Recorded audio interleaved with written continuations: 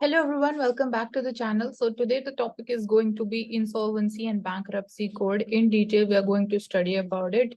Firstly, we'll see कि इसके major objectives क्या हैं, then application के बारे में बात करेंगे, then और minutely अगर हम जाएं, financial services कौन सी financial services इसके under cover की जाती हैं, then we'll see again पूरा प्रोसेस क्या है इसके फंक्शनिंग का इन डिटेल हम स्टेप बाय स्टेप उसको भी कवर करेंगे then will talk about challenges that has been facing and what are the recommendations for improvement and reforms in IBC. All right, so this is going to be the course of action for this lecture. So firstly, understanding कि insolvency and bankruptcy code जो है उसके major objectives क्या हैं. So according to the regulator of IBC को regulate करने के लिए भी we have IBBI, that is Insolvency and Bankruptcy Board of India. So herein जो पहला objective है that is फोकस करना कि रेजोल्यूशन हम कर सके. Resolution basically it is a way to save a business which is as a going concern through. Basically आप resolution के लिए डिफरेंट स्टेप्स है या डिफरेंट फॉर्म्स है रेजोल्यूशन की. लाइक आप रिस्ट्रक्चर कर सकते हो किसी लोन को. You can go on for change in the ownership. Suppose किसी कंपनी ने, there is a company who takes loan from a bank obviously. So this is the creditor and the company is the borrower. और suppose ऐसा कुछ हो जाता है, there is unforeseen substances और because we can say कि business जो है कंपनी का वो फेल हो जाता है या उसमें भी कुछ चैलेंजेस आ रहे हैं, तो कंपनी लोन को रीपे नहीं कर पाती है बैंक को. तो in that case company becomes the debtor. So here in company के पास भी ऑप्शन है, बैंक के पास भी ऑप्शन है कि वो आईबीसी का यूज कर सकता है for getting back its money. And company भी अगर चाहे तो it can go ahead for the resolution. So उस रेजोल्यूशन को बेसिकली कंपनी का क्या फायदा हो सकता है कि रीस्ट्रक्चर हो सकता है लोन, या चेंज इन ओनरशिप के थ्रू हम कर सकते हैं, या मर्जर किया जा सकता है उस पर्टिकुलर कंपनी का या डेक्टर का, या अदर मेथड्स भी हम यूज कर सकते हैं. सेकेंड मेजर ऑब्जेक्टिव जो आईबीसी फोकस करता है that is to maximise the value of assets of the corporate debtor. मतलब अगर रेजोल्यूशन एप्लीकेशन सक्सेसफुली फाइल कर दी जाती है तो जो भी एसेट्स हैं कंपनी के उनको सेल करके कितनी हम मैक्सिमम वैल्यू रियलाइज कर सकते हैं. So that is the second objective, that is here in talking about liquidation. या तो आप रिजॉल्व कर सकते हो विदाउट लिक्विडेटिंग, या आप liquidate basically selling of the assets and getting maximum value out of that. Third objective is to promote entrepreneurship, availability of credit होना चाहिए, balancing the interest of all the stakeholders who are involved. चाहे आप creditor की बात करो, bank की बात करो, क्योंकि बैंक भी then again it is dependent upon the depositors or the customers. तो अगर बैंक के ज्यादा से ज्यादा एसेट सपोज एनपीएस होने लग जाएंगे तो बैंक को भी बोल सकते हैं कि बैंक के लिए भी एक रिस्की सिचुएशन क्रिएट हो जाएगी और bank would become much more reluctant in giving loans. So that is another objective कि there is availability of credit, there is liquidity in the market. So these are three major objectives जो IBC के हैं.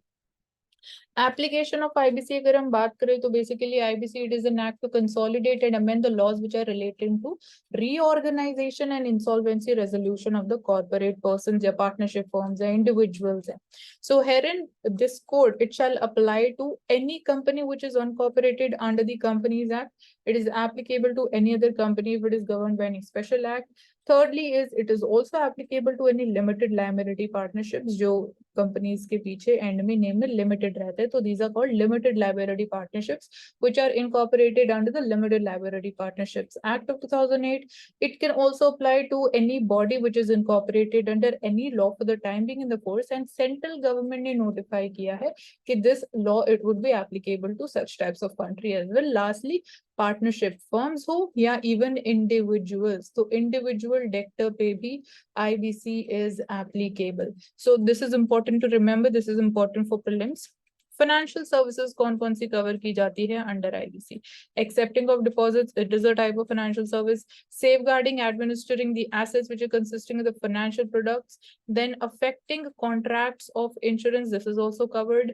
Offers या managing or agreeing to manage the assets which consist of the financial products belonging to any other person, that is also a type of financial service कि आप किसी और के financial assets या products को manage करते हो.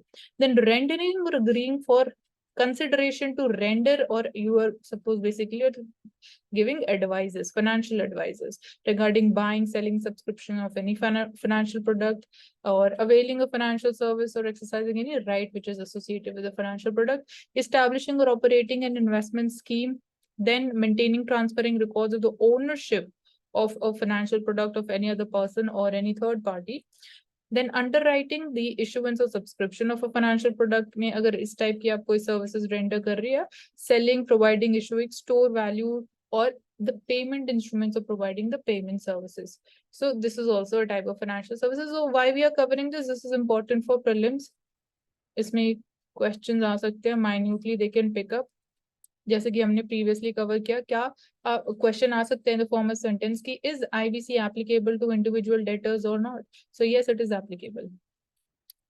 So we see creditor in control model versus the debtor in possession system.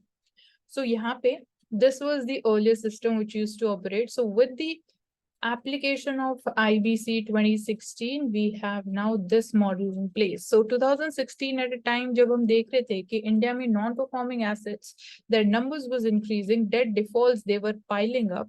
The older loan recovery mechanisms जो हमारे पास थे, Sarfazi Act was there before the implementation of IBC. We had lok adalats, then we had debt recovery tribunals which were seen to be performing badly. So even these instruments that we had to resolve the NPAs, outcomes were not satisfactory. So that's why we came up with the IBC. So Insolvency and Bankruptcy Code, it was introduced to overhaul the corporate distress resolution regime in India and consolidate which were the previously available laws to create a time-bound mechanism. So एक time-bound तरीके से हम NPAs को resolve कर सकें, और to that matter liquidate अगर हमें करना पड़े, that in a time-bound manner. That was the major focus कि हमें IBC की जरूरत पड़ी. So दो ऑप्शंस हैं, यहाँ आप रेजोल्यूशन कर सकते हो या आप लिक्विडेशन कर सकते हो, मैंने आपको बता दिया है. So all attempts that are made to resolve the insolvency by either you can come up with restructuring of the loan or you can come up with a new ownership plan. Then second is liquidation. So अगर resolution possible नहीं हो पाता है, अगर आपकी attempts fail हो जाती है, तो कंपनी के जो एसेट्स है मैक्सिमम वैल्यू आप रियलाइज करने की कोशिश करोगे through liquidating them, basically selling off them at the maximum possible price or their value. So this is the second major objective जब हम objectives cover कर रहे थे. So process क्या follow किया जाता है IBC के अंडर, ये in detail again यहाँ पे सारे जितने भी stakeholders involved हैं सब cover करेंगे. So suppose corporate debtor जो है basically अगर कोई company loan ले रही है to run the business और वो loan पे default कर जाती है, loan repay नहीं कर पाती है, EMI नहीं pay कर पाती है, तो या तो creditor मतलब कि बैंक जिन्होंने लोन दिया है या फिर डेटर जिन्होंने लोन लिया है and they are not able to repay the amount, वो अप्लाई कर सकते हैं for the initiation of this corporate insolvency resolution process. So this is under section 6 of the IBC act. सो दोनों के पास ऑप्शन है, दोनों के पास चॉइस है. अर्लियर जो था अमाउंट, मिनिमम अमाउंट जो डिफॉल्ट का था अंडर द आईबीसी, जिसके बाद आप इंसॉल्वेंसी के लिए जा सकते हो, you can file for insolvency, was ₹1 lakh. Suppose 1 lakh से ज्यादा को लोन दिया है एंड द कंपनी और the corporate defaults on that, so आप इंसॉल्वेंसी के लिए जा सकते हो, बट बिकॉज ऑफ द कोविड-19 इस अमाउंट को इंक्रीज कर दिया अप टिल ₹1 करोड़. तो जब मिनिमम डिफॉल्ट ₹1 करोड़ के लोन के अमाउंट के ऊपर होगा तभी आप इंसॉल्वेंसी के लिए जा सकते हो. So to apply for insolvency आपको जाना कहाँ पड़ेगा? So you will have to file your insolvency application at NCLT, National Company Law Tribunal. वो एक adjudicating authority है under this IBC law. तो ट्राइब्यूनल के पास जब आप एनसीएलटी में फाइल कर देते हो फॉर द इंसॉल्वेंसी, ट्राइब्यूनल के पास नाउ 14 डेज का टाइम है टू ईदर एडमिट और रिजेक्ट योर एप्लीकेशन, एंड उसके ऊपर ऑब्वियसली रीजन भी प्रोवाइड करना पड़ेगा अगर एडमिशन सपोज डिले कर दी जाती है। सो जो अमेंडेड टाइमलाइन है दैट इज नाउ 330 डेज। पूरा रेजोल्यूशन प्रोसेस की हम यहाँ बात कर रहे हैं, रेजोल्यूशन टाइमलाइन जो सेट की गई है दैट इज 330 डेज के अंदर अंदर आपको पूरे प्रोसेस को कंप्लीट करना पड़ेगा। सो एप्लीकेशन अगर एडमिट कर दी जाती है बाय एनसीएलटी, तो एडजुडिकेटिंग अथॉरिटी जो है वो अपॉइंट करती है एक इंटरिम रेजोल्यूशन प्रोफेशनल जो रजिस्टर्ड होने चाहिए with the insolvency professional agency. So next step क्या है, after your application gets accepted एक इंटरिम रेजोल्यूशन प्रोफेशनल अपॉइंट किया जाएगा बाय द एनसीएलटी। सो जो insolvency resolution interim resolution professionals हैं वो they obviously needs to be experience, they need to have expertise in this particular area. They can be either registered chartered accountants हो सकते हैं, company secretaries और lawyers also. सो interim resolution professionals जो हैं वो उसके बाद कंट्रोल ले लेते हैं जो डिफॉल्टर्स के एसेट्स हैं, ऑपरेशंस हैं, and they then start collecting information to better know about कि कंपनी की जो स्टेट है वो एक्चुअली में है क्या। फाइनेंशियल स्टेट के बारे में आप बात कर सकते हो, and then it finally coordinates the constitution of committee of creditors जिसको हम सीओसी बोलते हैं। सो पहले आप गए इंसॉल्वेंसी एप्लीकेशन फाइल करी आपने, किसके पास गए, आप गए एनसीएलटी के पास। एनसीएलटी ने आपकी एप्लीकेशन एक्सेप्ट कर ली, उसके बाद अपॉइंट हुआ इंटरिम रेजोल्यूशन प्रोफेशनल। उन्होंने उसके बाद इंफॉर्मेशन कलेक्ट करना स्टार्ट किया to know about the state of the company, and उसके बाद एक कमिटी ऑफ क्रेडिटर्स फॉर्मुलेट की गई। सो यहाँ तक हम पहुंच गए हैं। इसके बाद हम देखते हैं कमिटी ऑफ क्रेडिटर्स जो है, अगेन इसकी कॉम्पोजिशन क्या है, कौन कौन कमिटी ऑफ क्रेडिटर्स के मेंबर्स होते हैं। तो all the financial creditors of a defaulting company they are a part of it, and most important business decision making होती है कमिटी ऑफ क्रेडिटर। तो जो डिसीजन मेकिंग बॉडी है that is the CoC, committee of creditors. So it decides कि क्या जो defaulting company है क्या इट इज वायबल इनफ कि उसको हम रीस्ट्रक्चर कर सकते हैं, या क्या रेजोल्यूशन किया जा सकता है या नहीं किया जा सकता। ये डिसीजन लिया जाता है by this committee of creditors, and then again fresh start क्या हम कर सकते हैं फॉर दिस कंपनी, या फिर हमें लिक्विडेट करना पड़ेगा। सो इट ऑल्सो पॉइंट्स, उसके बाद जब ये डेलिब्रेशंस चल रही होती है, डिस्कशंस चल रही होती है, तो साथ ही साथ इंसॉल्वेंसी प्रोफेशनल को भी अपॉइंट कर दिया जाता है। तो जो इंसॉल्वेंसी प्रोफेशनल है he or she can be the same person as the interim resolution professional, या he or she can be separate professional as well. So insolvency professional का अगेन मेन टास्क क्या होता है, the person looks after the operations of the company during this corporate insolvency resolution process. जब पूरा process चल रहा होता है तो इंसॉल्वेंसी प्रोफेशनल का टास्क होता है जितने भी operations to look after that how they are going ahead and कैसे डिसीजंस लिए जा रहे हैं।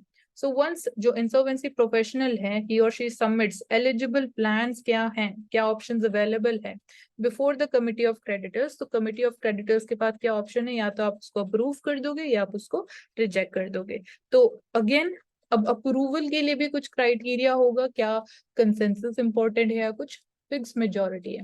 सो प्लान अप्रूव करने के लिए committee of creditors again 66% of the voting share of the committee members के थ्रू पास किया जाना चाहिए, अप्रूवल मिल जाना चाहिए। 66% of the voting comes in it is approved by the members of the committee of creditors. तो जो भी option choose किया गया वो पास हो जाता है।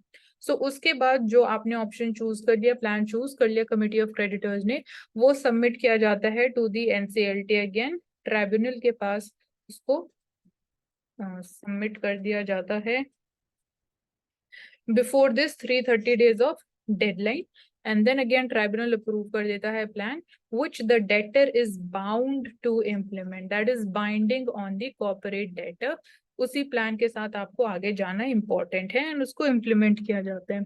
सो ये पूरा प्रोसेस है आईबीसी के अंडर जो फॉलो किया जाता है।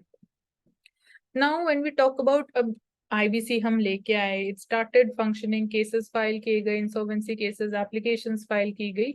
सो अब हमें देखना, हमें असेस करना है कि आईबीसी की परफॉर्मेंस कैसी रही।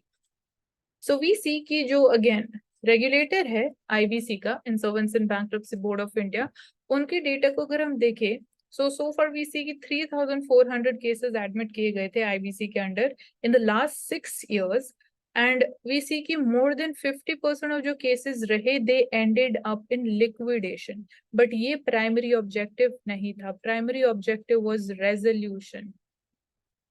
This was the second objective. अगर रेजोल्यूशन नहीं हो रहा then will go for liquidation, but हमने देखा more than 50% of the cases में लिक्विडेशन की गई, एंड ओनली 14% ऐसे केसेस थे जहां पे we could see proper resolution being done. So this raises again questions कि जो main objective था हम उस तक नहीं पहुंच पाए. We were going ahead with liquidation in more than 50% of the cases, which is a huge figure.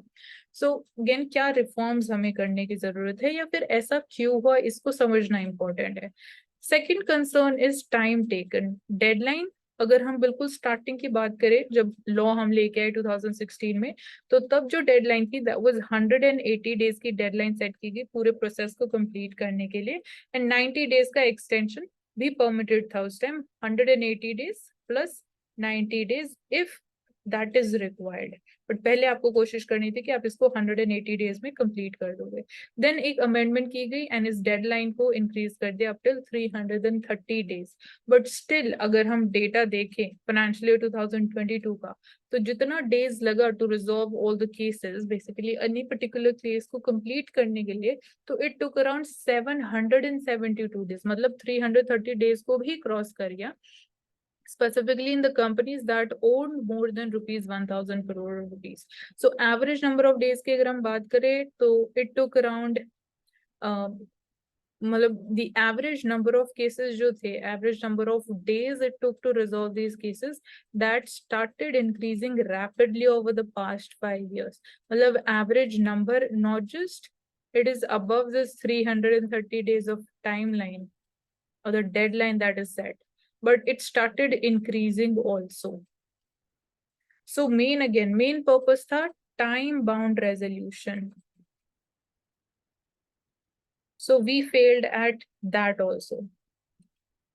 So यहाँ पे अगर हम इस heat map को समझे, which is showing कि कितने number of days लिए गए to resolve a particular case, यहाँ पे according to the values यहाँ पे mention है less than 50 crores में we saw ये again जो अगर the color is getting darker तो it means कि the number of days taken to resolve is increasing. So lighter days you can say कि 200 depict कर रहा है and darkest one is 800 days. So you can see कि financial 2018 से financial 2022 का हमारे पास data है. You can see कि gradually जो cases resolution की बात करें which were less than 50 crores of value, तो the number of days taken to resolve started increasing.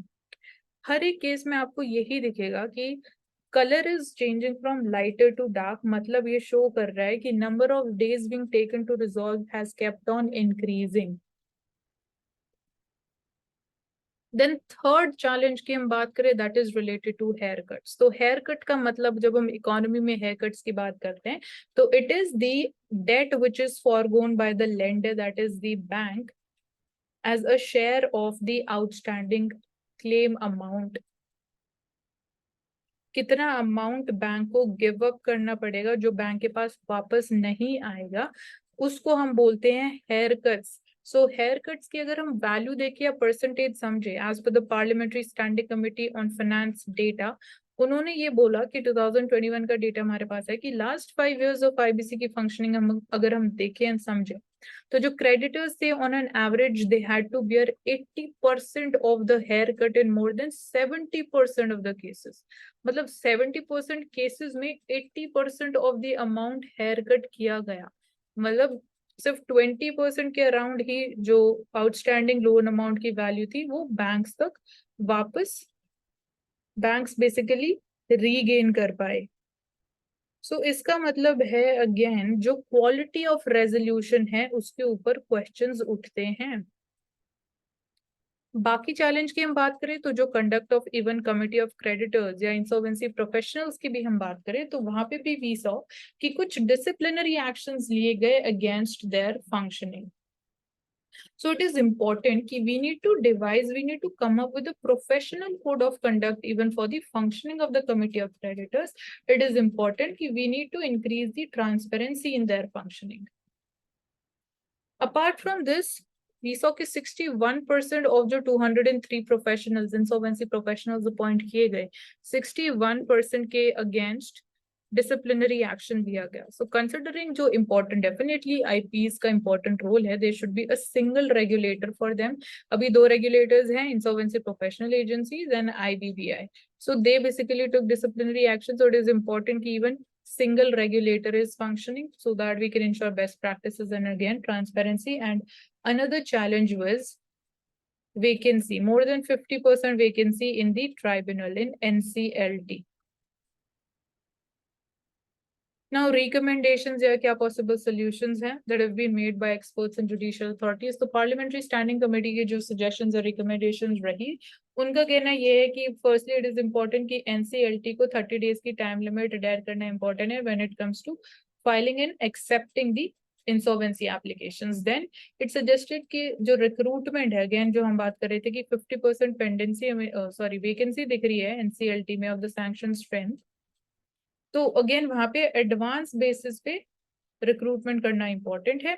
Apart from this dedicated benches हमें सेटअप करनी इंपॉर्टेंट है for the IBC cases, dedicated benches of NCLT जो सिर्फ IBC cases में deal करेंगे. And pre-packs और pre-pack insolvency resolution process जो होता है, this is we can say a unique kind of solution which you can write in your answers as well.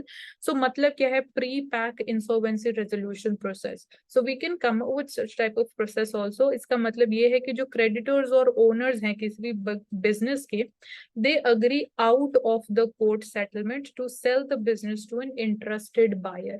That can be anyone, it can be a third party as well. But यहाँ पे main जो important चीज है that is out of the court settlement. And right now ये जो pre-pack insolvency resolution process है, it is just applicable to अगर MSMEs के केस में हमें default देखने को मिलते हैं या MSMEs file for insolvency. So we need to expand this to all the corporates so that again जो pendency of the cases वाला issue है उसको हम solve कर सके या pendency हम reduce कर सके.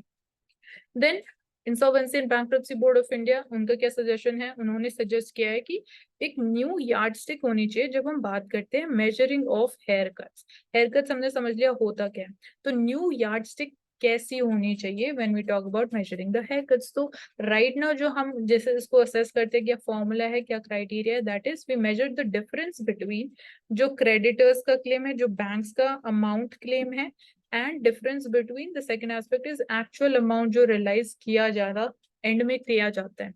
So यहाँ पे again हमें difference इन दो चीजों के बीच में देखने की बजाय we need to go ahead with the difference between कि जब company insolvency के लिए फाइल करती है उस टाइम पे कंपनी की क्या वैल्यूएशन होती है, प्लस फाइनली एंड में जो हमें एक्चुअल अमाउंट रियलाइज होता है.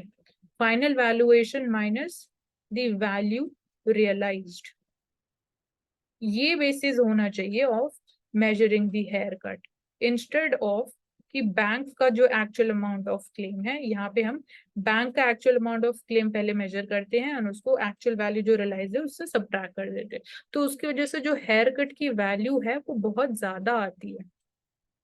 This will was around 80%. So these are some of the recommendations कि क्या हम स्टेप्स ले सकते हैं. एंड अगेन हमने देखा कि एक प्रोफेशनल कोड ऑफ कंडक्ट होना चाहिए when it comes to functioning of the committee of creditors. So that's all. Thank you so much for joining us in this lecture and do leave your feedback in the comment section. And that's all.